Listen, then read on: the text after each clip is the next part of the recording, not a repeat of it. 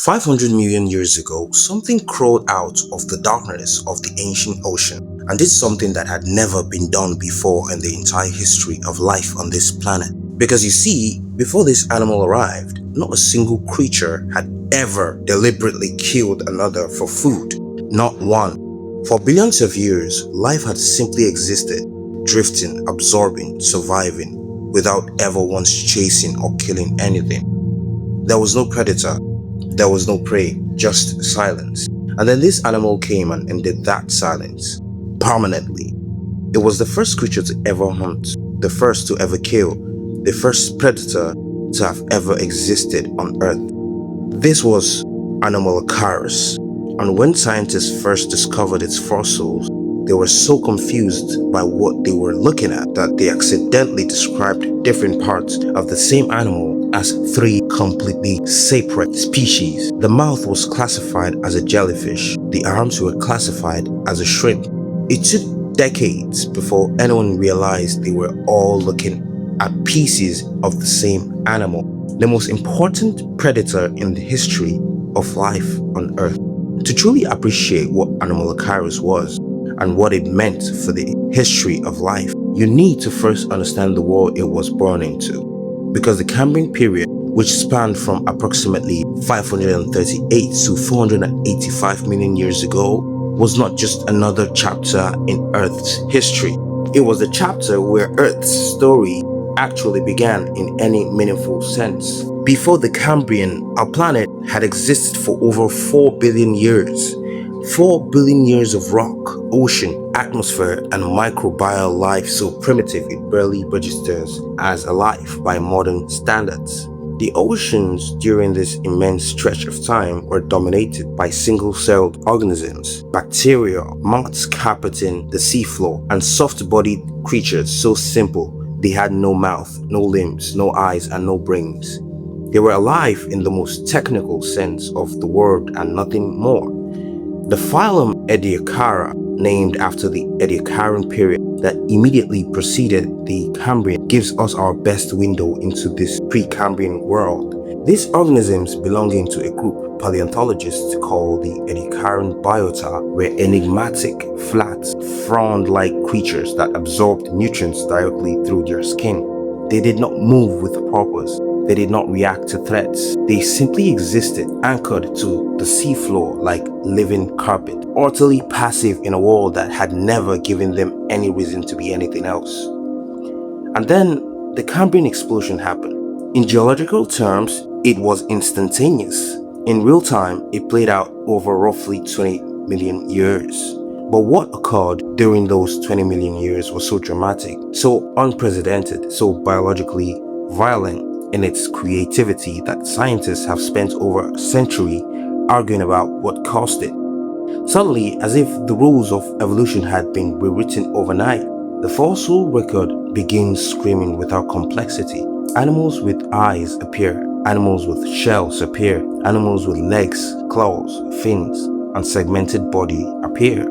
Entire phyla, meaning entire fundamental categories of animals' body planes, many of which are still represented by living animals today, burst into existence within this single compressed window of time. The arthropods appear, the ancient ancestors of every modern insect, spider, and crustacean on Earth. The chordates appear, the distant ancestors of every vertebrate, including ourselves. The mollusks appear, giving rise to a lineage that would eventually produce the octopus, the squid, and the nautilus. It was as though the ocean had been handed an entirely new rulebook, and every creature in it was raising to take advantage.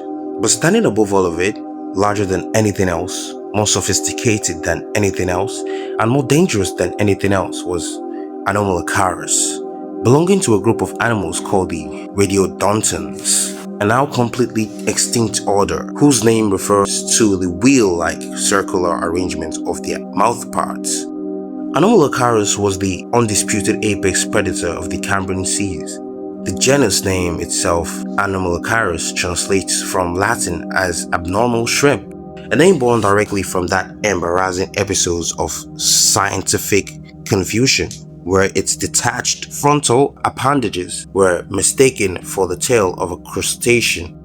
But there was nothing shrimp-like about this animal in life.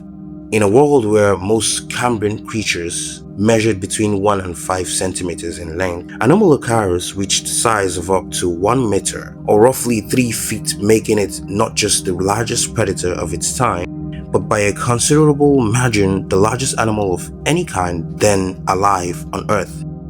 It was, in every sense, a giant in a world of specks. Its body was streamlined and powerful, built for pursuit in open water. Along each side of its elongated trunk ran a series of flexible lateral lobes, broad fin-like flaps that undulated in coordinated waves to propel it through the water with a grace and efficiency that no other Cambrian animal could match. At the front of its body sat 2 large frontal appendages, sometimes called great appendages by paleontologists, each one lined with long curved spines that could fold inward to grip struggling prey with devastating precision. And at the center of its face sat that infamous circular mouth, a remarkable structure composed of multiple hardened plates arranged in a ring capable of expanding to engulf prey and contracting to crush it. But perhaps the most extraordinary feature of Anomalocaris, the feature that truly set it apart from every other living thing in the Cambrian Ocean, was its eyes. In 2011, a research team led by Dr. John Peterson of the University of New England in Australia published a landmark study in the journal Nature describing fossilized Anomalocaris is recovered from the Emu Bay Shale Formation in South Australia. What they found was staggering. Each eye of Anomalocaris contained up to 16,000 individual optical lenses, arranged in a sophisticated compound structure. For context, a modern dragonfly, which is considered to possess some of the most advanced compound eyes of any living invertebrate, has approximately 28,000 lenses. What this means is that Anomalocaris possessed highly developed, genuinely sophisticated vision at a point in Earth's history when the overwhelming majority of animals had no eyes whatsoever.